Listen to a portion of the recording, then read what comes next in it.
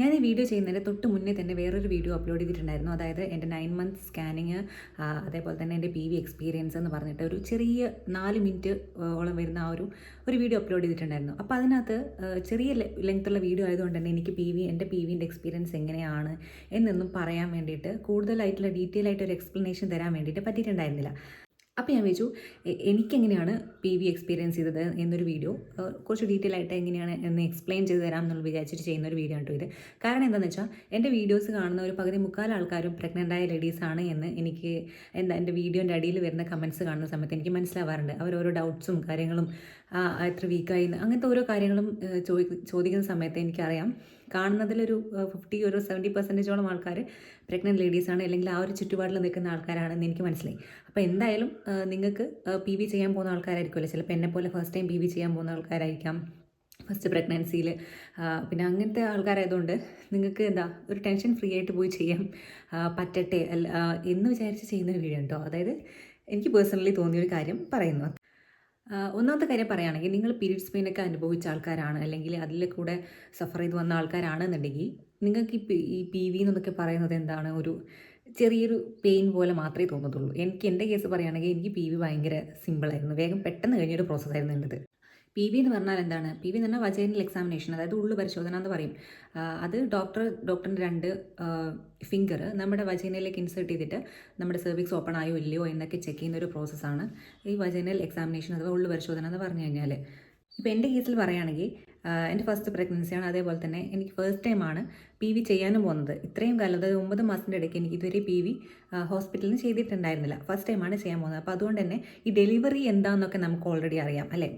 പിന്നെ ഓരോരുത്തർ പറഞ്ഞു കേട്ടിട്ടായാലും അതിൻ്റെ പെയിൻ എന്താണ്, അല്ലെങ്കിൽ ആ ഒരു സമയത്ത് പെയിൻ കുറക്കാൻ വേണ്ടിയിട്ട് നമ്മൾ എന്തൊക്കെ ചെയ്യണം, ബ്രീത്തിങ് എക്സസൈസ്, ഇതൊക്കെ അറിയാം നമുക്ക് ഓൾറെഡി. കുറച്ച് മുന്നേ ആയാലും എല്ലാവരും പറയുന്നത് ഇങ്ങനെ കോമൺ ആയിട്ട് കേട്ടിട്ടുണ്ട്. പക്ഷേ PV എന്ന് പറയുന്ന സംഭവം കോമൺ ആയിട്ട് അങ്ങനെ ആരും പറയുന്നത് കേട്ടിട്ടില്ല. അത് പെയിൻ കുറയ്ക്കാൻ വേണ്ടി നമ്മൾ എന്ത് ചെയ്യണം, അങ്ങനത്തെ ഒന്നും എനിക്ക് പൊതുവേ അറിയില്ലായിരുന്നു. അപ്പോൾ അതുകൊണ്ട് ഞാൻ ചെയ്തിട്ടുണ്ടായിരുന്നതെന്ന് വെച്ചാൽ എന്താണെന്ന് വെച്ചാൽ ഹോസ്പിറ്റലിൽ പോകുന്നതിൻ്റെ മുന്നേ തന്നെ ഞാൻ ഒരു 2-3 വീഡിയോസ്, 2-3 അത്യാവശ്യം കുറച്ച് വീഡിയോസ് റെഫർ ചെയ്തിട്ടുണ്ടായിരുന്നു.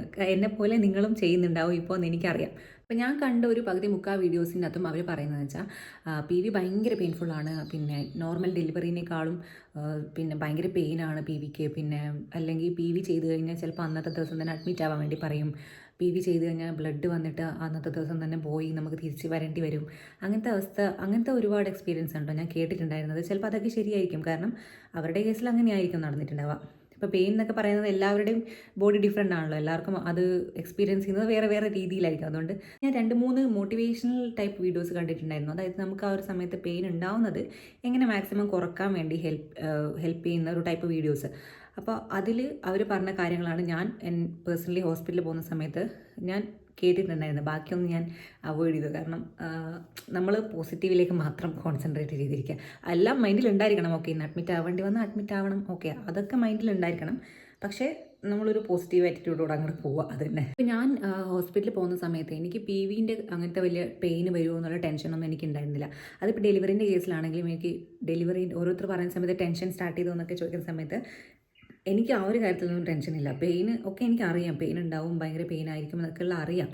പക്ഷേ ഞാൻ അധികം ഓവർ തിങ്ക് ചെയ്യുന്നില്ല അതിനെപ്പറ്റി, അങ്ങ് വിട്ടേക്കാതെ വരുന്ന പോലെ വരട്ടെ എന്ന് വിചാരിച്ചിട്ടാണ് ഞാൻ നിൽക്കുന്നത്. അതേപോലെ തന്നെ PVൻ്റെ കാര്യത്തിലും എനിക്ക് പെയിനിൻ്റെ കാര്യത്തിൽ ടെൻഷനൊന്നും ഉണ്ടായിരുന്നില്ല. എനിക്ക് ടെൻഷൻ എന്ന് വെച്ചാൽ ഒരു നാണക്കേടുണ്ടാവില്ല, നമുക്ക് ആ രീതിയിൽ ഡോക്ടറിൻ്റെ മുന്നിൽ ഇരിക്കണമല്ലോ എന്നുള്ളൊരു ടെൻഷനല്ല, ഒരു നാണക്കേടുണ്ടായിരുന്നു.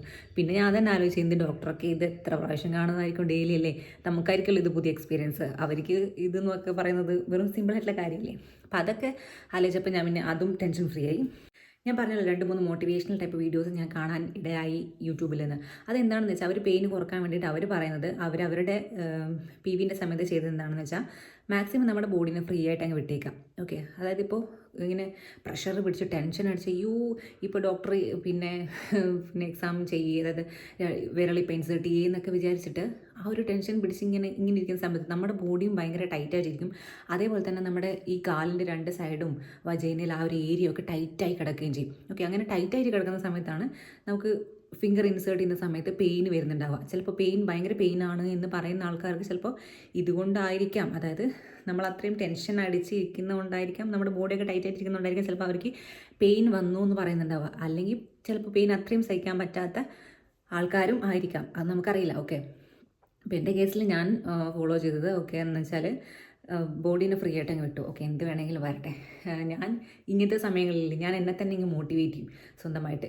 ഈ ഒരു തരത്തിലല്ല, വേറെ എന്തെങ്കിലും ടെൻഷൻ വരുന്ന സമയത്ത് എന്നെ തന്നെ മൈൻഡിൽ ഞാനിങ്ങനെ അങ്ങ് മോട്ടിവേറ്റ് ചെയ്യും. ഓക്കെ, അപ്പോൾ പിന്നെ എനിക്കൊരു സമാധാനം, ഒരു സന്തോഷം അങ്ങനെ അങ്ങ് കിട്ടിയിട്ട് അതങ്ങ് ഒഴിവായി പോവാണ് കേട്ടോ ചെയ്യാറ്. അപ്പോൾ ഞാൻ പിന്നെ വിചാരിച്ചു ഓക്കെ എന്താണ് ഒന്നുമില്ല, ഇതിനേക്കാൾ വലിയ കാര്യം മുന്നിൽ കിടക്കുകയാണ്, അതായത് ഡെലിവറിയൊക്കെ ആവാനുള്ളതാണ്. അപ്പോൾ ചെറിയൊരു ഈ ഒരു ഇതെന്നൊക്കെ പറയുന്നത് ഒരു സിമ്പിൾ സ്റ്റെപ്പല്ലേ, ഇത്ര വലിയ ടെൻഷൻ അടിക്കേണ്ട കാര്യമൊന്നുമില്ലല്ലോ എന്ന് ഞാൻ തന്നെ മൈൻഡിൽ ഇങ്ങനെ വിചാരിച്ചു.